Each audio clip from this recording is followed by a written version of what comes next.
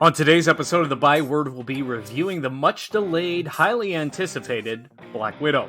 Additionally, we'll take a look at where the MCU is headed after the finale of Loki. Tread lightly, comrades, for here there be spoilers.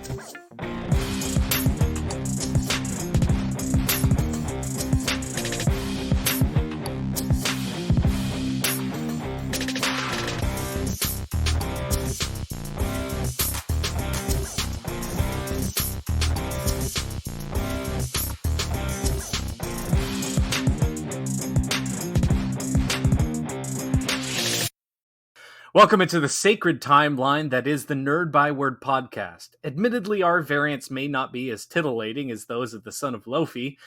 They're probably doing much of the same things that we are, except I'd like to think that one version of Kris would resist the FOMO and not waste $50 on Animal Crossing. Nevertheless, we are here today to submit our review for the latest feature film in the Marvel Cinematic Universe. That's right, we are headed to the Red Room to review Marvel Studios' Black Widow. But first, it's time to keep you updated with all the happenings of the Nerdverse with... Nerd News! So Dave, it would appear that a knockoff Nintendo Switch is on the horizon, eh? I don't know about knockoff Nintendo Switch. I mean, it has that form factor, but it also has some really interesting stuff going for it. So it's been rumored for a while that Valve was trying to get into the handheld market and basically create a handheld gaming PC. Well, now they've dropped this bombshell that later this year, the Steam Deck will arrive on the market. In fact, I believe it's supposed to come out in December. It's sort of a form factor similar to the Nintendo Switch, about a 7-inch screen, and it runs a modified version of Valve's Steam OS. So there's like a console-like interface for easy navigation. You have access directly to your Steam library in the Steam store.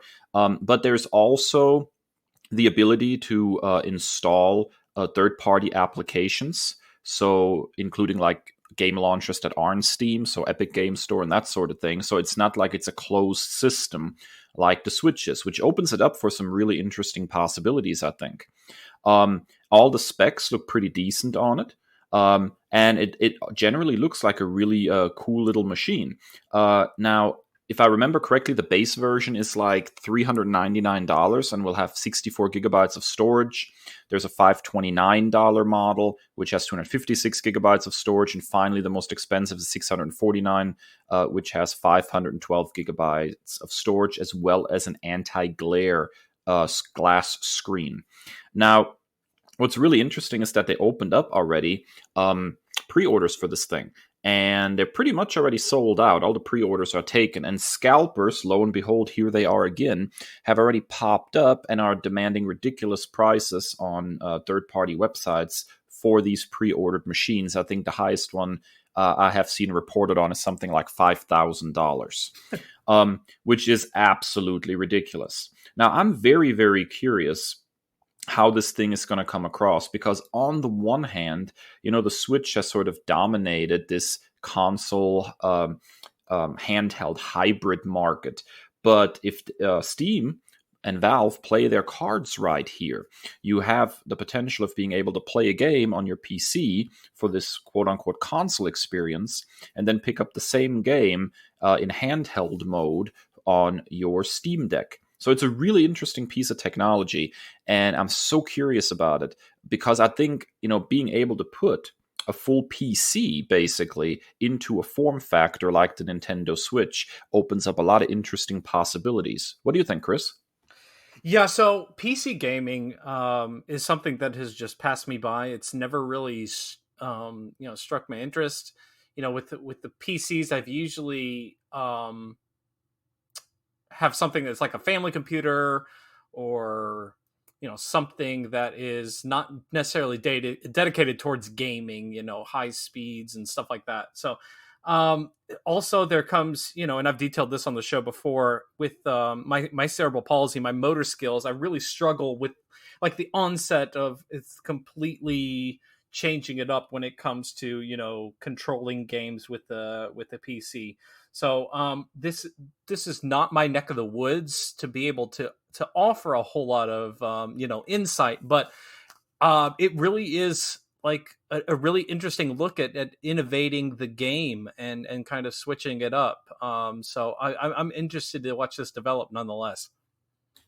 Yeah, I am too. And there is, the idea, I think, here a little bit of not just necessarily competing with the Switch, but offering sort of a new gaming experience to PC gamers. Because ultimately, the Steam Deck is not going to use keyboard and mouse. It is more, traditional controller based. So it's just another avenue, I think, for PC gamers to, explore PC gaming. And I'm going to be honest with you, Kris, when it comes to having fantastic deals, you and I talk a lot about stuff like Xbox Game Pass, which, by the way, is also there's a PC version of that.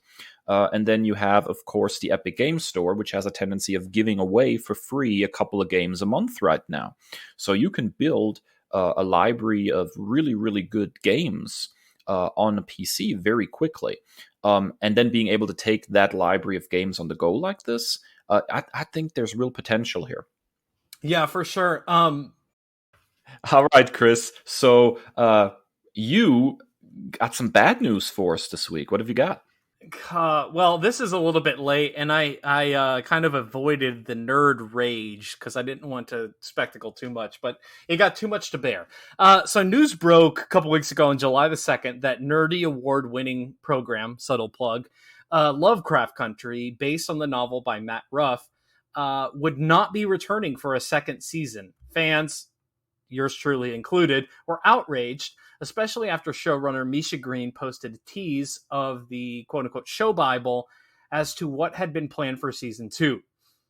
What was revealed by Green is also drawing heavy speculation for the reasoning behind HBO's decision not to pick the show up for a second reason.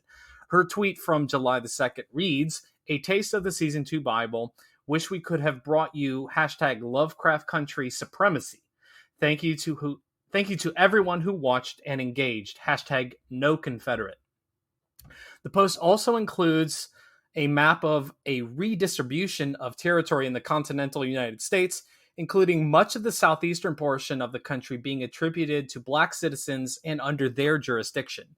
The No Confederate hashtag is a reference to a show that was under development by David Benioff and D.B. Weiss, the two men responsible for the other shite, that is the 8th season of Game of Thrones, in which the American Civil War ended in a stalemate and slavery never came to an end.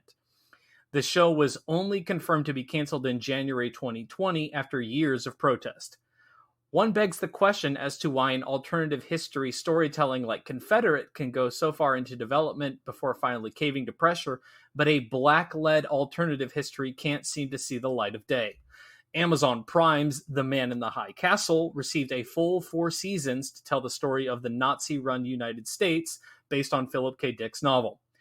At this point, it would seem that fans must continue to pin their hopes on a fictional country in Africa in order to see that dream realized. The proverbial chickens came home to roost, however, as Emmy nominations were announced this past week, and Lovecraft Country received 18 nominations, including an Emmy's first.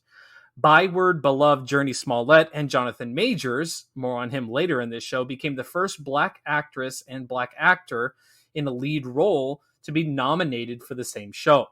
This news, combined with Misha Green's big-time deal with burgeoning streaming service Apple Plus, has hope springing eternal once again that Lovecraft Country may see life on another platform. Netflix has accurately received quite a bit of flack for canceling popular and well-received shows, but it would appear that Warner Brothers and HBO Max said, "Hold my beer." Warner seems to have an endless clip shooting into their own foot, don't they, Dave? You ain't kidding. I don't even know what to say to this story. So I've not watched Lovecraft Country, but the reviews were obviously fantastic, and it was definitely on my radar, something I wanted to sit down and watch. Now, in fairness, I don't have a whole lot of time to watch television. And so the fact that I even got caught up with the 6 episodes of Loki is almost miraculous at this point. So Lovecraft Country is still on my radar, and I'm really looking forward to sitting down and watching this first season.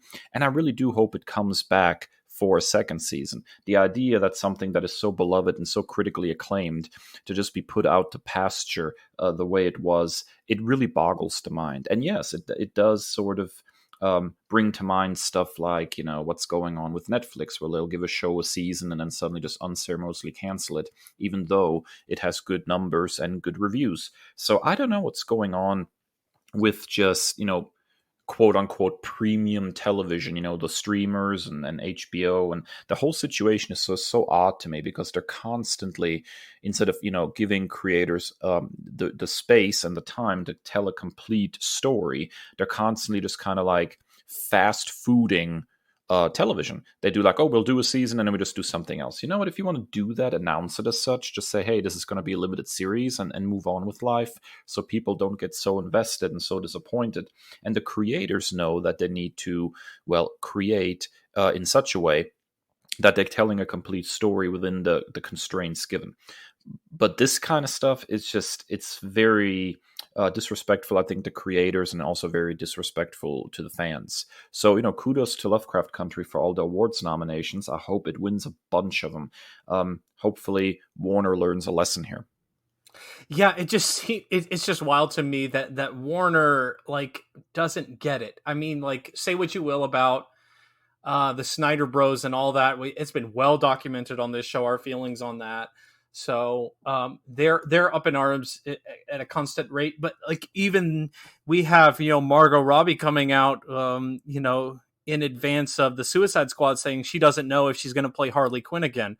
Most everybody adores her in that role, and I don't know what their plan is going forward. It's just absolutely bonkers to me. I don't know what they're doing. I don't think anybody does. I don't think they know what they're doing, and that really right there is the problem. All right, that's a wrap on Nerd News for this week. After this break, we'll be giving you our review of Marvel Studios' Black Widow.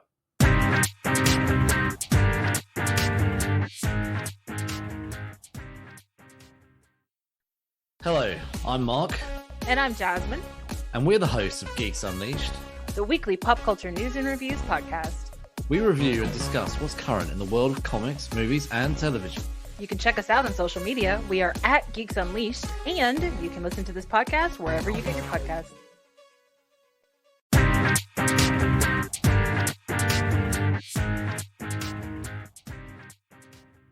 It's the moment you've all been waiting for. This week's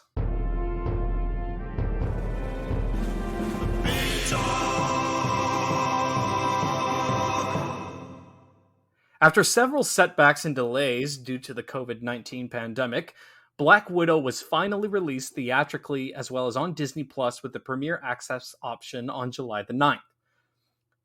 The film has set pandemic era, I guess that's the terminology now, records with $80 million domestically its opening weekend, $78 million internationally, $60 million in the aforementioned Disney Plus rentals, for a total of about $215 million.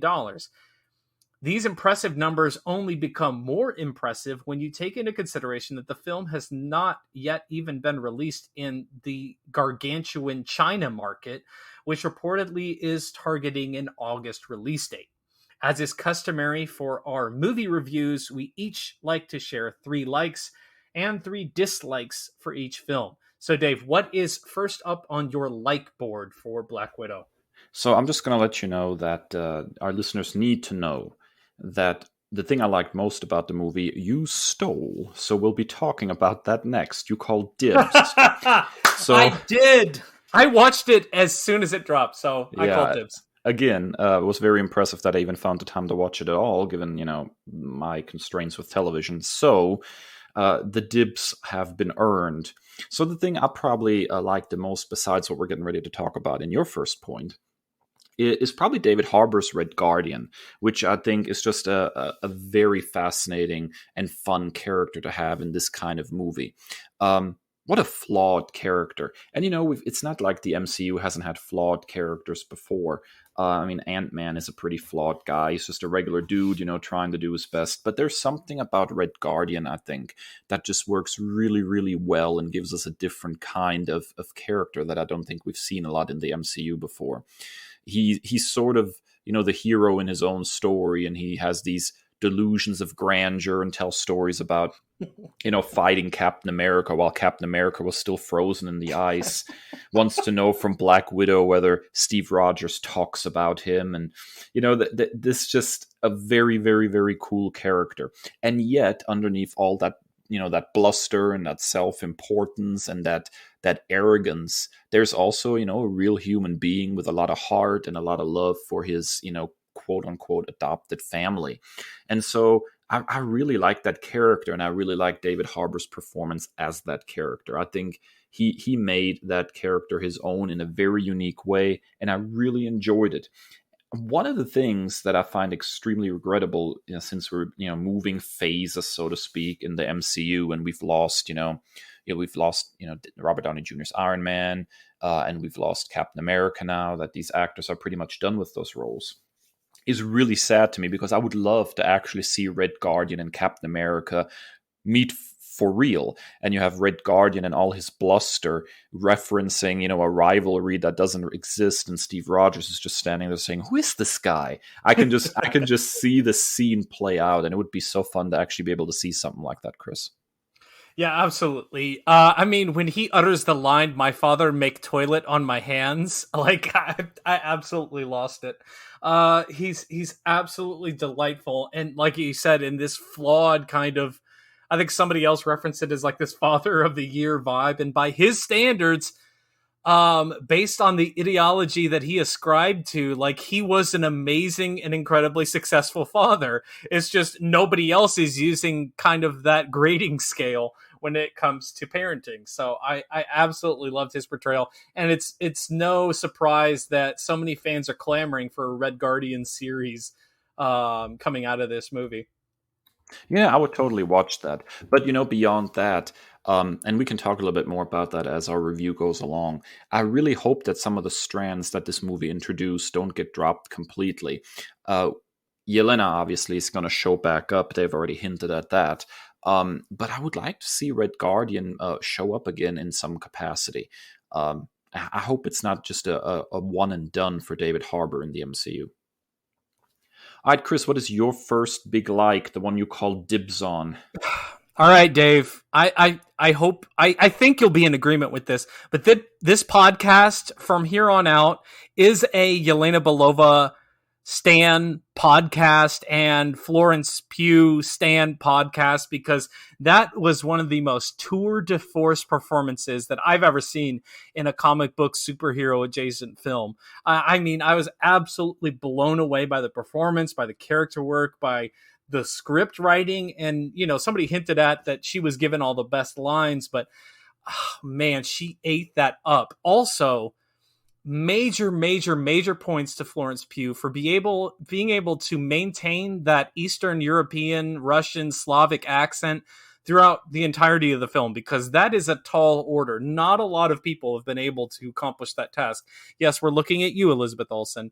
We love you. But yeah, the accent is a real trick. And it's particularly that accent that people seem to have a real struggle with. But she absolutely nailed it. She has the best... And a lot of people are like, I feel bad for Scarlett Johansson because this was her movie, and in a lot of ways, as she stole the show. But I mean, every line from the whole running poser joke and the posing to the point where she actually accidentally lands in that same Black Widow pose and like just shudders with disgust for herself.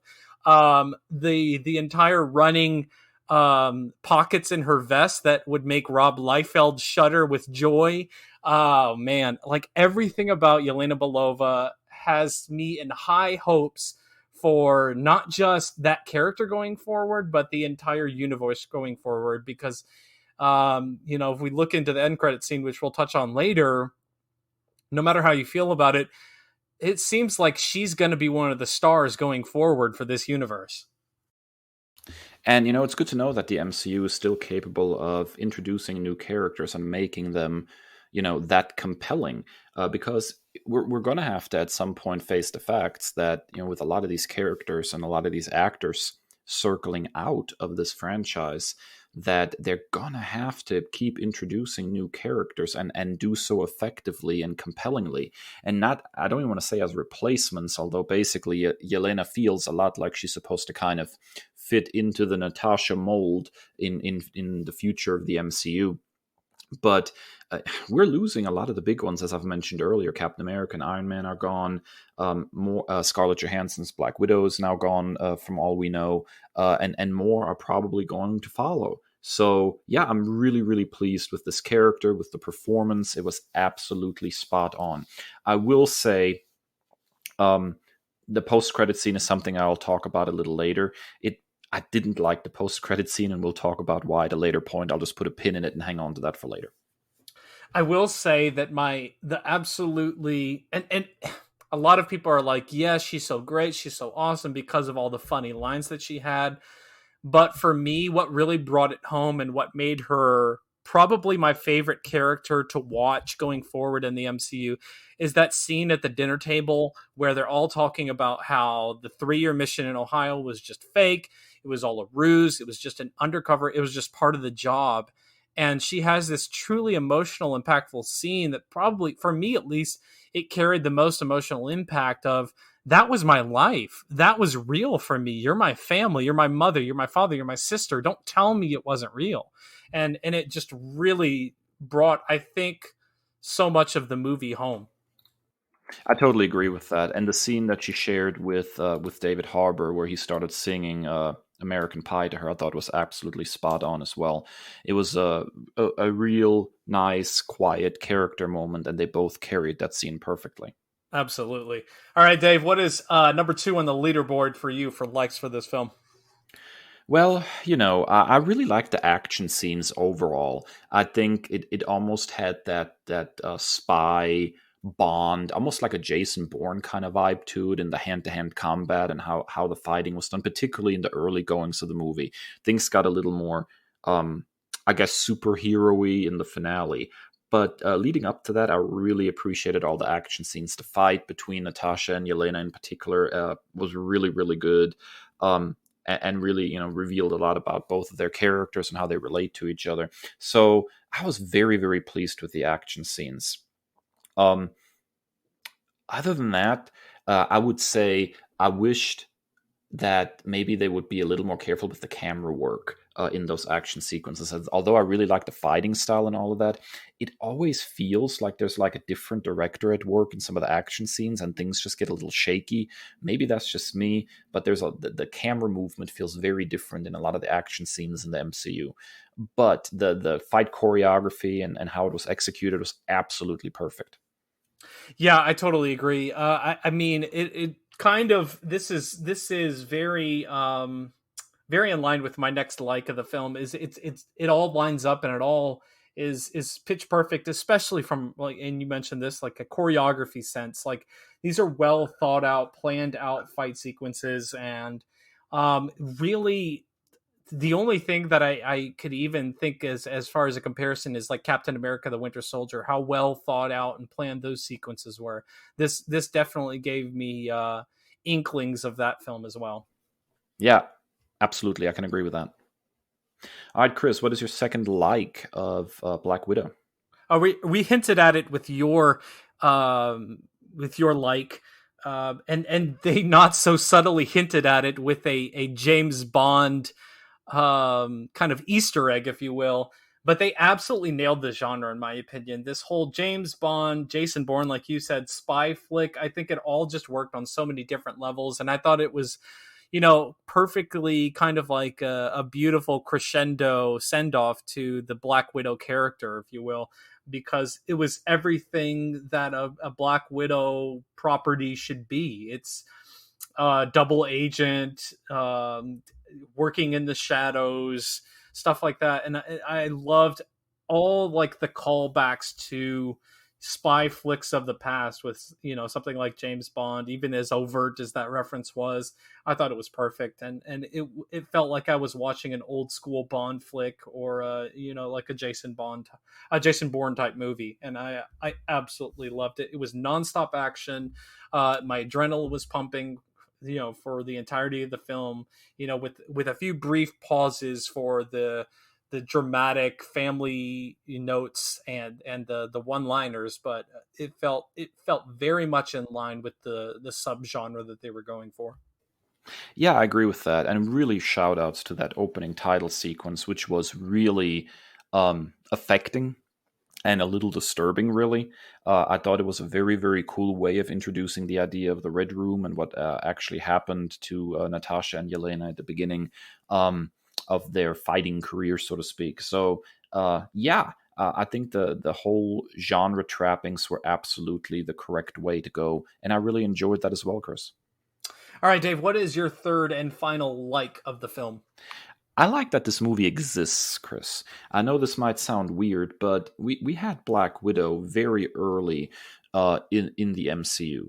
I mean, this character popped up for the first time in Iron Man 2 and was pretty much immediately a compelling character. And then, through the course of Avengers and Avengers Age of Ultron, she just became more compelling. And yet, Marvel, for some ungodly reason, was sitting there and would not give her a movie. And I never quite understood the hesitancy of making a Black Widow movie, especially considering how rich the lore is in the comic books, all the different directions they could have taken with her. And I'm disappointed, Chris, that this movie is an in-between-quel, that they literally had to go back in the timeline and squeeze this between two different movies, which, it feels almost like an afterthought in some ways. And that's just not the way it just should have went. So I'm just pleased that this movie exists, that they finally made a Black Widow movie. It's just so regrettable that this is Scarlett Johansson's swan song for all we know, and we're not going to see her back in this role. So this is a one and done, and unlikely to be a franchise unless they decide to move forward with Yelena's character as the new Black Widow moving forward. And it's just a real disservice to such an important character in the comics and in the MCU, I think. So although this seems a little negative, what I've been saying, what it comes down to is I'm just glad that this movie exists and it was finally released, Chris. Yeah, and so I knew a lot of this previously, but with the release of this film, a lot of it was brought back to light. And that is the name of Ike Perlmutter.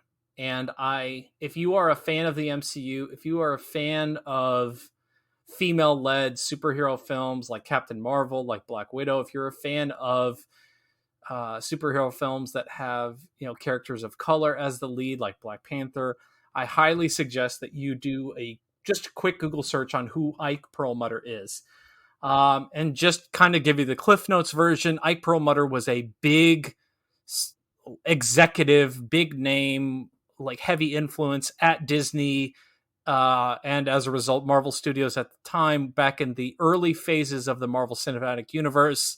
Like, we're talking phase 1, phase 2, big heavy influence, kind of like the buck stops here. And he is, for all intents and purposes, the reason that this movie took so long to make, the reason that Captain Marvel took so long to make and feels so kind of wonky and out of place. The reason that Black Panther took so long to make is because he explicitly said that female-led and persons of color-led films will not sell. And so therefore we will not make them. So that's why my belief, and it seems like a lot of people are of the same sentiment, that this movie did not get made until now. And then you add in the unfortunate delays due to the pandemic, and it just, adds gasoline to the fire. So a big FU to Ike Perlmutter for all those thoughts and sentiments, and the reason that we had to wait so long for this movie that should have taken place in 2014, 2015? Yes. So, Chris, final like of the movie. What have you got? Oh my goodness. And this is like tantamount to the perfect nailing of the genre as well. Here's what really happened flashbacks detailing their plans were so amazing to me, including that whole like face technology, face stealing, face off type thing that harkens back to Winter Soldier, another wonderful spy subgenre MCU entry. I loved that, where you didn't know which way was up, which way was going. Was Melina betraying them? Was she like in cahoots with the Red Room? Was she in cahoots with Dreykov? You didn't know what was happening. And then you had this like flashback sequence twice, I believe, in the film of their plan after you already arrived there. So it was just super cool to kind of, it just kind of had you buy into the whole like nonstop thrill ride, and it was just amazing, and I absolutely loved it. And just the detail in their plans, it wasn't just, coming guns blazing to a room and fighting off of emotion, and you want to take out Dreykov because he's caused so much. It was this meticulous planning between Natasha and Melina on their part that was just incredible, and it was awesome to see how meticulous they were and how intelligent their plan was. Yeah, so I will agree with this to a certain extent. I like, the sort of how it kept building, and you think, oh, they got them, and the bad guys got, they're onto them, they're onto the plan, and then they would kind of, invert that. I really did like that. The problem, I think, that I had with the first time they did that and moving into the finale was that I kind of remembered Winter Soldier, and so I immediately said, oh, they must have swapped spots. So I kind of guessed the first of those twists, and that kind of took me out of the movie for a second. So I really like the idea of that sort of twisting back and forth, the flashbacks revealing the plan in pieces. I really, really like that. I just wish that the way it started would have not been reliant on the same trick that they used in Winter Soldier. It would have been fun if they came up with something a little different and a little original, so I would have not, been able to guess it just off of my Winter Soldier memory what was going on. That makes sense. I can ride with that. All right, let's flip into the negative, Dave. What is your first dislike of this film? On the one hand, and I read a little bit up on this, on the one hand, I appreciate the filmmakers not wanting to have any of, how did they say it, any of the boys, any of the Avengers guest starring in this movie. And it makes sense within the context of when the movie is placed, because the Avengers are broken up, several of them are in jail after Civil War. So all of that makes perfect sense, except one specific piece. And that's Budapest. The problem is that they sort of break in those scenes the cardinal rule of storytelling, which is show, don't tell. What they do is they have Natasha explaining to Yelena how her how she defected and became a SHIELD agent, rather than actually flashing back and showing it. And they're doing this very clearly because they want to avoid a cameo by Hawkeye. And I think that's a huge missed opportunity, especially in light of the post-credit scene. I think having a scene where we see Hawkeye being sent to kill Natasha, but changing his mind and instead trying to recruit her, even just 2 or 3 minutes in the runtime, and then have her explain the rest about, the assassination attempt on the guy that controls the Red Room and all that. I think that would have went a very long way in making that whole process of her switching sides more clear, more palatable. And it's also an incredibly dramatic moment. Somebody is sent to kill you, but instead they show mercy and try to recruit you. That's the stuff that great drama is made of. And so making the decision to not show any of that, I think, was a misstep. Again, especially in light of the post-credit scene and how this whole thing is looping back onto Hawkeye in a lot of ways. So I was not fond of this whole missed opportunity, Chris. Yeah, and that makes, I think for me, I think we could chalk it up to its unfortunate placement in the timeline, at least the real timeline. I think in a perfect world, we would have had this movie, not necessarily after Avengers, but let's say probably after Civil War. So, things would have been different, and it would have been no big deal for Jeremy Renner to make an appearance here. But it just feels like it's just too little too late for a lot of different reasons here. I totally agree with that. All right, Kris, what is your first dislike of the movie? So by and large, I really just loved this movie, and I had to really kind of comb through things, including a second viewing, to try and find anything that I didn't really like overarchingly. So I kind of want to shift it a little bit. My dislikes are really just kind of nitpicks that I'm really having to kind of reach for. Some easier than others. And the first one was a pretty easy one. The seemingly indestructible vials. Like, these vials are the MacGuffin, if you will, of this film, like the counter agent to this mind control. But they are tossed through and around and survive car accidents, and then are used as a grenade of sorts. So it's just, a lot of suspending disbelief when it comes to these seemingly indestructible yet destructible vials. Yeah, we talked actually very recently when we were talking about the Star Wars movies about this whole, MacGuffin storytelling thing that a lot of people have going on. And I'm not super fond of always, using that kind of gimmick to tell a story. Although I have to say the vials here were fairly understated and a little less offensive, I think, than some MacGuffins. But I totally agree with you that we should have seen some break every once in a while. It would have been even, very interesting to have sort of a running problem with that they have a limited supply, and then in the course of their fighting, one gets dropped, another one gets dropped. They start becoming concerned whether they're going to have enough to free enough people to help them. There's inherent drama in that I think they could have milked if they wanted to. Yeah, for sure. Dave, what is second up on your dislike list? This movie, by its nature, is not as CGI heavy, I think, as some others. And that's probably a good thing. I prefer practical effects, frankly, as much as possible anyways. But there is still in the finale a little bit of wonky CGI, I think, that I kind of disliked, particularly in that moment when, Yelena kills the bad guy and then is, blown backwards and is falling. That whole part looked...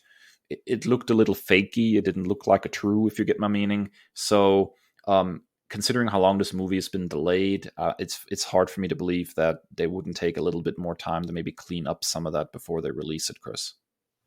Yeah, for sure. I felt like there were... I will say I felt like that it was really hard to kind of land the plane, if you will. With this, it was just like, that's some of the things with like action, nonstop adrenaline rush types of films. It's like, where do we get off? So it was, and when you introduced action sequences like that, CGI, and you're leaning on that, it's prone to issues like this. It didn't take me out completely, but I get what you're saying. All right, Kris, what is your second dislike of this movie? Okay, so I guess I'm in the minority here. I liked what they did with Taskmaster. I felt like what they did with that reveal of it being Dreykov's daughter, and it just made so much more sense in the context of the story that they were telling. If you're a comic book purist and it has to come from the pages, you're just setting yourself up for your own disappointment. I mean, what do we have to gain from just another white guy that's a merc for hire? And I'm not belittling the character of Taskmaster. I know the character design and his power set, incredibly popular amongst, the comic book reading and the video game playing community, but it just made so much more sense. Also, it's the Taskmaster program, which opens it up for someone else taking the programming and unleashing it or what have you. So we can get Tony Masters. Her name was Antonia. I say all that to say this. And also, it's a perfect kind of tie up because it was the one thing that Natasha could not get past, the one big regret from her past. And to be able to release her from that, I felt like was a nice way to tie up all those ends before her unfortunate passing in Endgame. That being said, I do wish we had more time with the Taskmaster character. Even if it's something like just a couple more scenes where she is tracking down the widows or something to that effect. I love what they did with the character. I just wanted more. I think that is actually one of the things I really disliked about this movie.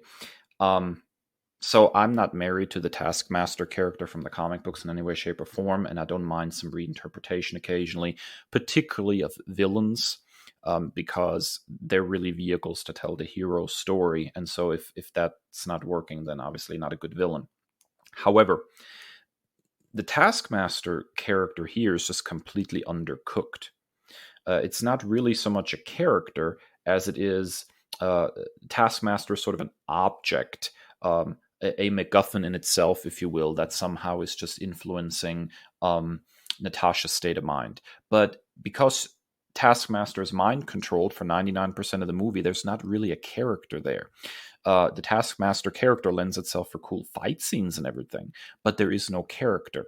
It would have been so much better if they would have revealed who was Taskmaster just a little earlier and maybe had some scenes of her trying to fight against the programming, what exactly the relationship was between her and her father. Like, just within the context of the movie, I was not clear at the reveal of who Taskmaster is, of whether she too was mind controlled the way the Black Widows were, or if she was doing this of her own volition because she hates Natasha for what she did to her. That wasn't clear. And so when Natasha is retrieving these vials and is trying to get these vials to Taskmaster, I was like, well, what happens if this doesn't work? Maybe she just hates your guts. It was just not very clear because she was such a non-entity of a character. That was a real missed opportunity there. Yeah, I can agree with that.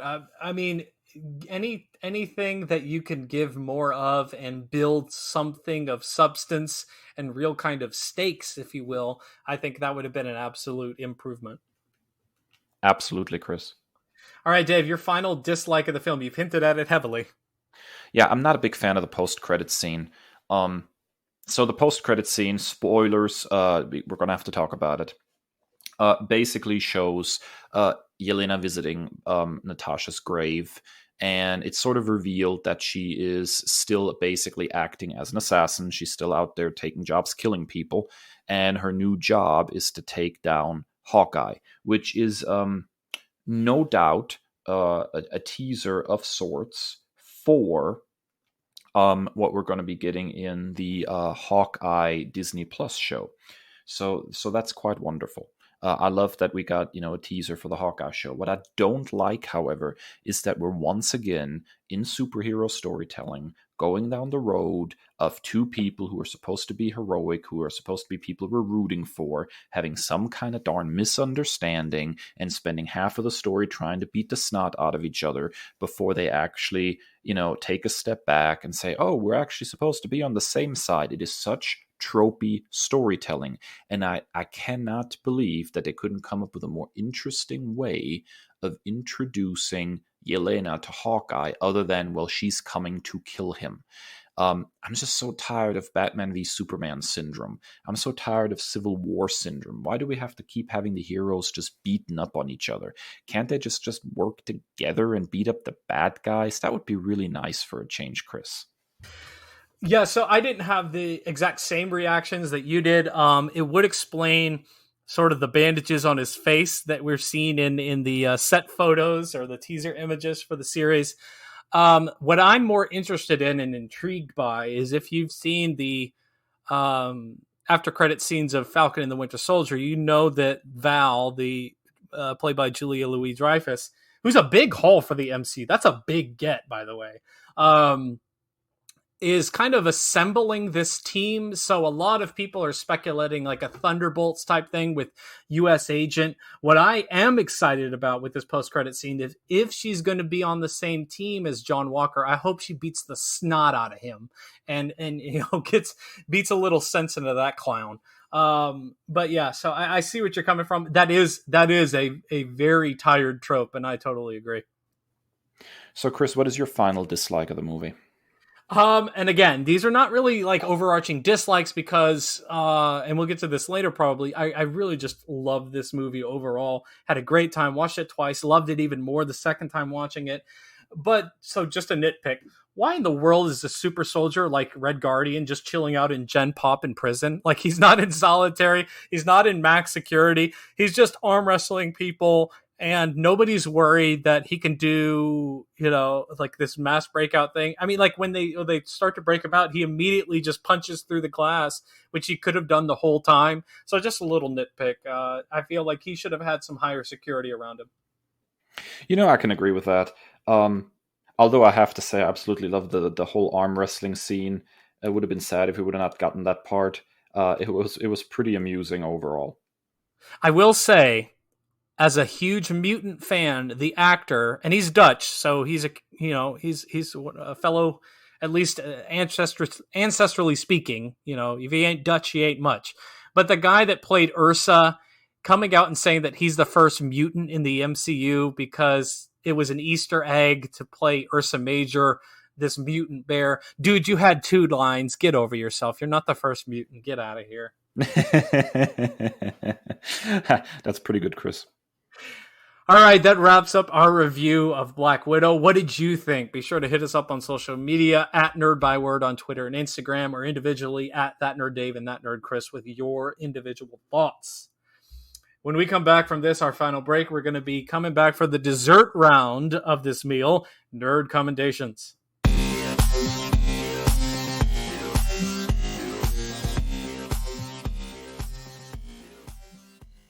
All right, we're back for our final segment, everybody's favorite time of the week.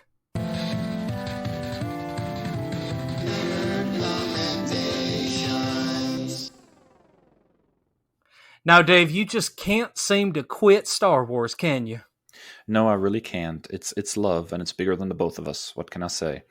I actually want to talk a little bit about a book that very recently released, I believe, on July 12th, called Secrets of the Force. Now, I had the opportunity in reviewing the book for the Nerd Daily to get an advanced reader copy and sit down and read this behemoth of a behind-the-scenes book that purports to be the complete, uncensored, and unauthorized oral history of Star Wars. And it's really, really quite good. So there are 2 authors that were working on this. Edward Gross, who has been a film and television journalist for a long time, and Mark Altman, who is also a former journalist as well as a writer and producer for film and television. And the 2 have a history of doing sort of these oral history books. In fact, they did a 2-volume set going over the 50-year history of Star Trek, the first 25 years and the next 25 years. And each book is well over 500 pages. So you have, 1,000 pages of interviews of people talking about the behind the scenes stuff of how these things were made. And the Star Wars one is absolutely engrossing. There's really, really fascinating background information here about, the various scripts, for example, that George Lucas went through as he tried to sort of find the story of Star Wars and all the alternate versions that exist. A lot of behind-the-scenes stories from, actors and how the special effects were made. It's really, really absolutely fascinating. And the way Gross and Altman sort of string these interviews together into a cohesive narrative with only very minimal writing themselves, sort of connective tissue, is absolutely awesome. None of the interviews wear out their welcome. Everything is incredibly interesting.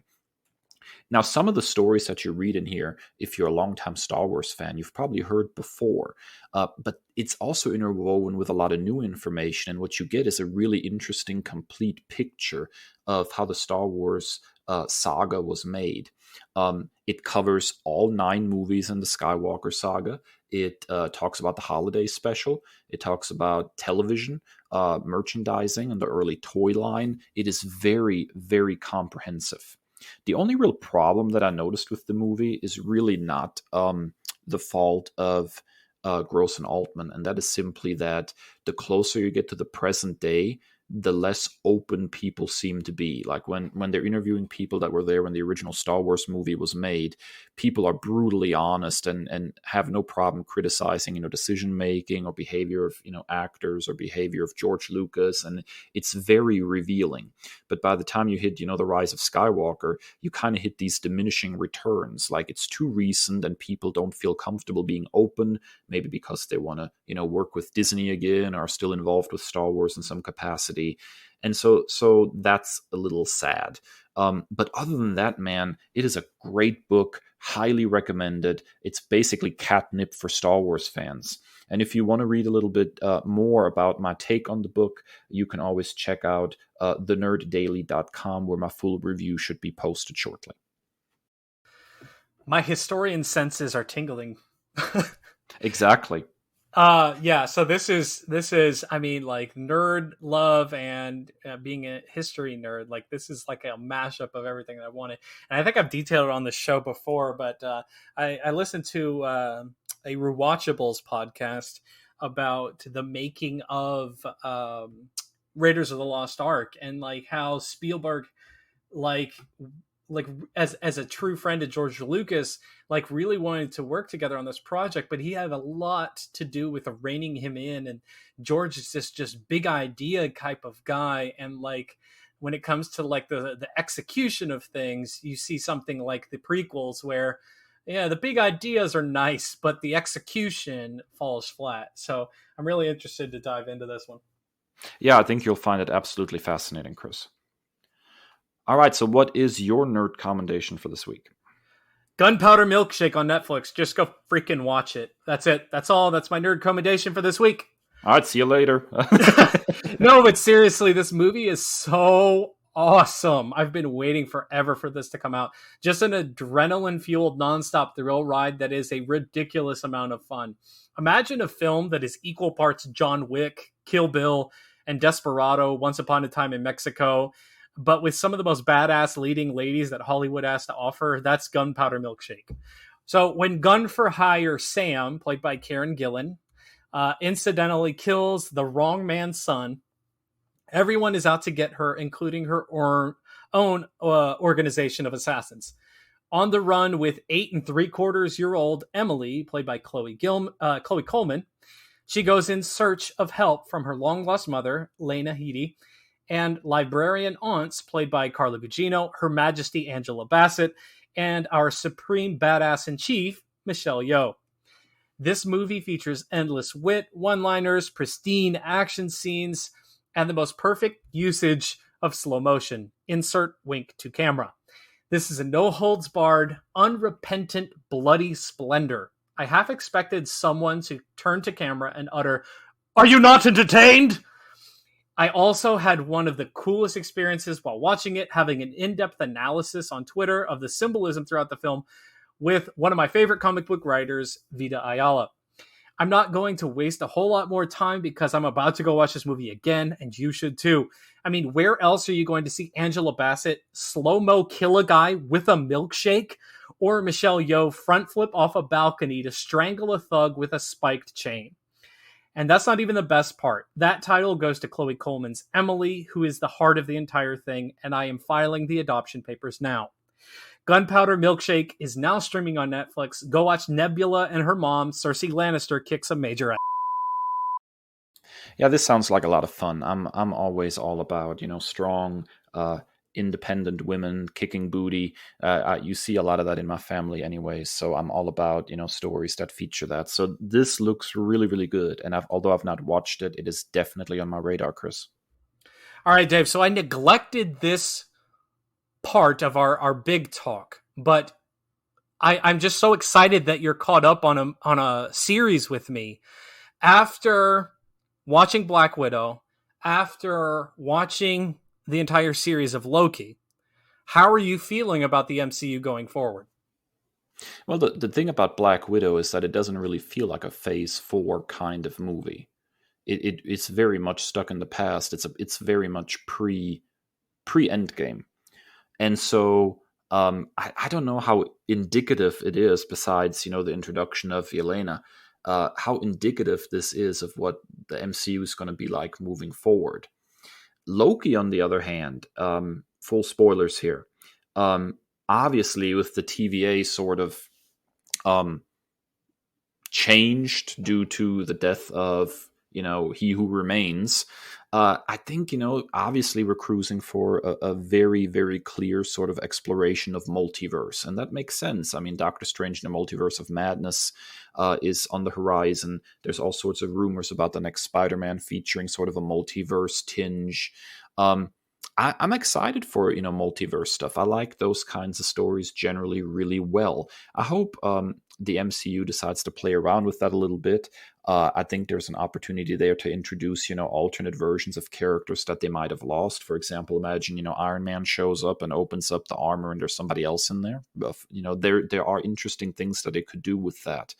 So I'm excited for the whole multiverse thing, Chris. How about you?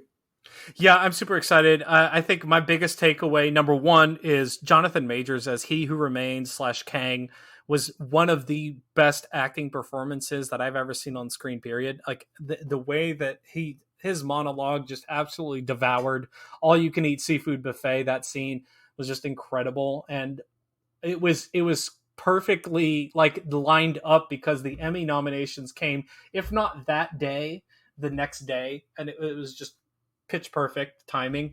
And then I also need a team up movie with Yelena and Alligator Loki because they are my faves and I love them so much. And I just need them in a team up movie immediately. Yeah, I can agree with that. All right, that wraps up another episode of the Nerd Byword podcast. We thank you so much for your support. Be sure to follow us on social media at Nerd Byword on Twitter and Instagram, or individually at That Nerd Dave and That Nerd Chris on Twitter and Instagram as well. And of course, if you like what you heard, please jump on your favorite podcasting platform and give us a rating and a review. We can, of course, be found wherever podcasts are available. That includes, all the usual suspects: Apple Podcasts, Spotify, TuneIn Radio. You can find us on Audible and, of course, on our very own website, nerdbyword.com. And if you, like us, are just a sucker for pain, be sure to join us next week for The Worst Comics We've Ever Read, Volume 2, for an airing of grievances of sorts. And as always, stay well and stay nerdy. The Nerd Byword is written and produced by Kris and Dave, two nerds with a love of all things pop culture. The podcast features music by Al Jimenez with additional drops composed by Joe Biondi. Our show art is by Ashery Design. Find us at nerdbyword.com and wherever podcasts are available.